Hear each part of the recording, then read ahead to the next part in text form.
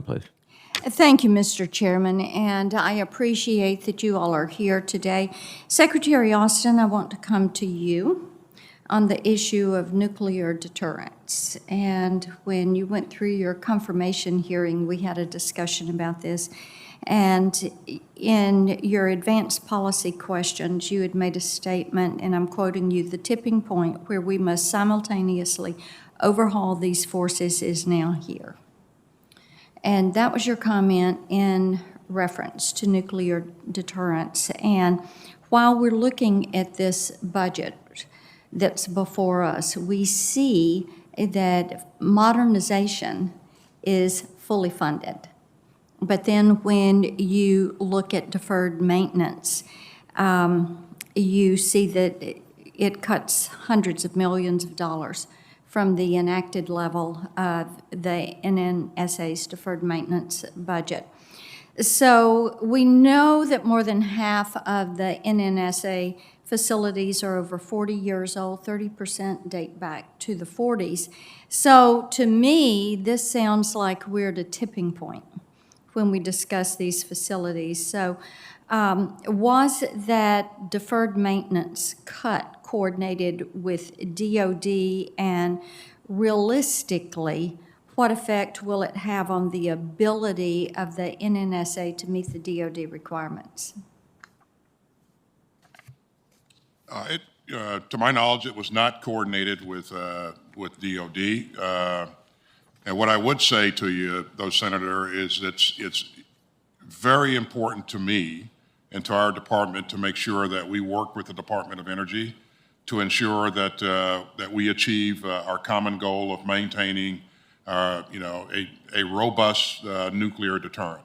And you have my commitment to make sure that I remain engaged with DOE to make sure that the right things are happening in this regard. Okay, then let me ask it like this. What are the consequences that happen if we do not modernize and bring this infrastructure, maintain this infrastructure? Yeah. Well, you've heard me say before, Senator, that I'm absolutely committed to the modernization of the Triad, and you know that we've dedicated $28 billion in this 22 budget to that effort. Maintenance is also important, and again, with respect to NNSA, we will remain engaged with DOE to make sure that the right things are happening and gain a better understanding of what DOE's objectives are. Well, you all frequently will say that infrastructure is a part of what you need to retain talent.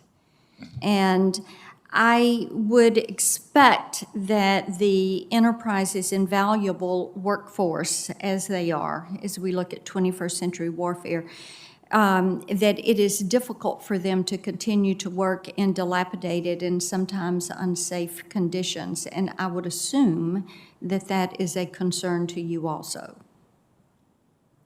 It absolutely is a concern, both for what the issues that DOD controls, and also, I'm sure it's a concern for all the things that DOE is responsible for as well. Let's go, and Senator Fisher brought up to you the action of the acting Secretary of the Navy canceling the nuclear sea launch. So why was this decision made before completion of the nuclear posture review? Again, Senator, I've not seen the memo, but I, like the chairman, I will see it very shortly after this hearing. As I understand, the purpose of that memo was to issue some guidance for planning and evaluation to the Navy. But again, I am committed to conducting a nuclear posture review that we talked about earlier, and that will be conducted, and that will drive our activities going forward. Well, I think that memo sent a message we did not want to send to Russia and China when it comes to great power competition. I did appreciate the department being on pace to fully fund the PDI.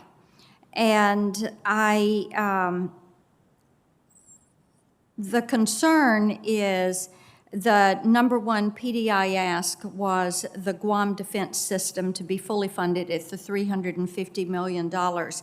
But when you look through this, the funding totals for the Defense of Guam procurement and the Guam Defense Development line items in the budget was $118.3 million, and that's less than half of the money that is required and for this, which is the number one unfunded priority, if you will.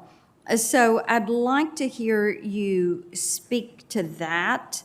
We know that these fusion centers are vitally important. I've done a good bit of work on these multilateral fusion centers, and they serve a critical function of really enhancing our intelligence, our information, our logistical coordination.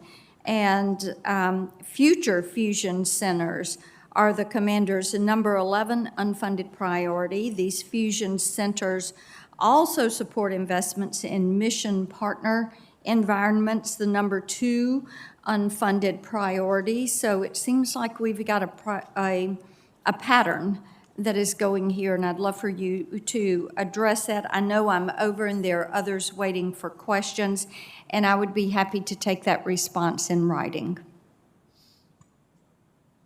We will most certainly get it to you, Senator. Thank you very much. Thank you. Thank you, Senator Blackburn.